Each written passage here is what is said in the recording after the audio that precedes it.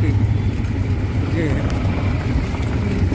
শ্রীরামকার নিজের এনার কিন্তু কোনো মূর্তি নেই। তিনি এখানে মূর্তির উপরে পূজাতে হয়, মূর্তির উপরে এনার পূজা হয় না। এনে যে ওই পুকুরটা দেখিয়েছি, ওই পুকুরটা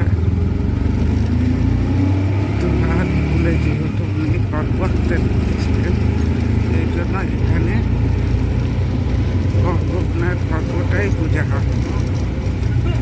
ঠিক আছে, তো চলুন আরো গল্প হবে।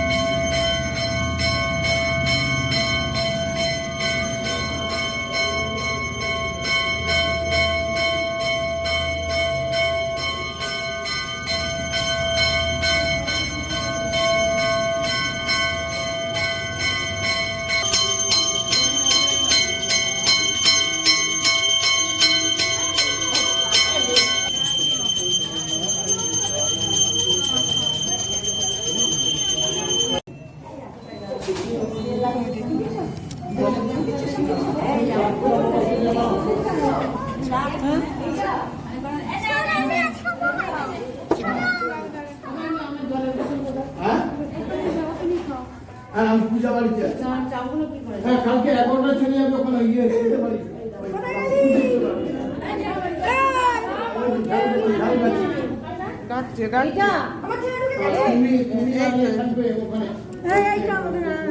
ঠিকই বলেছে।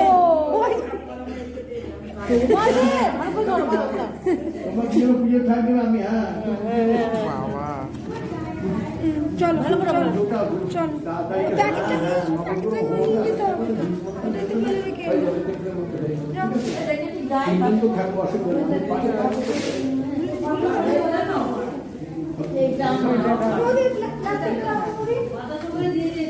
ভেঙে নিয়েছো?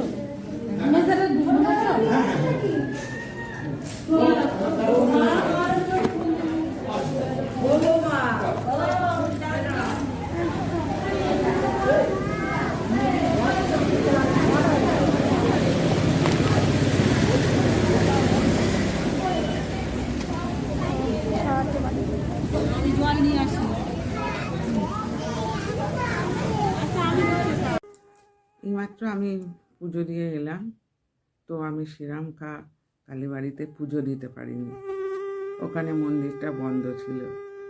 তো আস্তে আস্তে যে গল্পটা করছিলাম মায়ের, ওখানে কিন্তু মা মূর্তি রূপে পূজা হয় না, ওখানে মা খড়গটাই পূজা হয়, কোনো মূর্তি নেই। তো আর কি করব, ওখান থেকে এসে আমার বাড়ির ধারে মা দক্ষিণা কালী আছেন। আমাদের এখানে মন্দিরে এই মায়েরও কোনো মূর্তি নেই, শুধু আছে গোল একটা পাথরের মূর্তি। তো এই মূর্তিকে দক্ষিণা কালী হিসাবে পুজো করা হয়। এবং আমাদের এই মা ভীষণ জাগ্রত। এটা শিখরপুর রাজারহাটের মধ্যে অবস্থিত। তো পৌষ মাসের শেষ মঙ্গলবার আমাদের এই পূজা বিরাট অনুষ্ঠান করে হয়। দুপুরবেলায় পূজা হয়, বহু বাতাসা ছড়ানো হয়, মানে একটা অনবদ্য, এরকম ঘটনা আপনারা কোথাও দেখবেন না। তো এইটা দেখার জন্য আপনারা যদি আগ্রহ থাকেন এই পূজা দেখার জন্য, তাহলে পৌষ মাসের শেষ মঙ্গলবারে আসবেন, দেখবেন পূজা কি সুন্দর পূজা হচ্ছে। একদিকে ভোগ, আপনার খাওয়ারও চিন্তা করতে হবে না, ভোগ টোগ দেওয়া হয়। তো এইটুকুই আমার ভিডিওটা। নমস্কার, আবার আসি অন্য কোথাও অন্য কোনো ভিডিওতে। নমস্কার।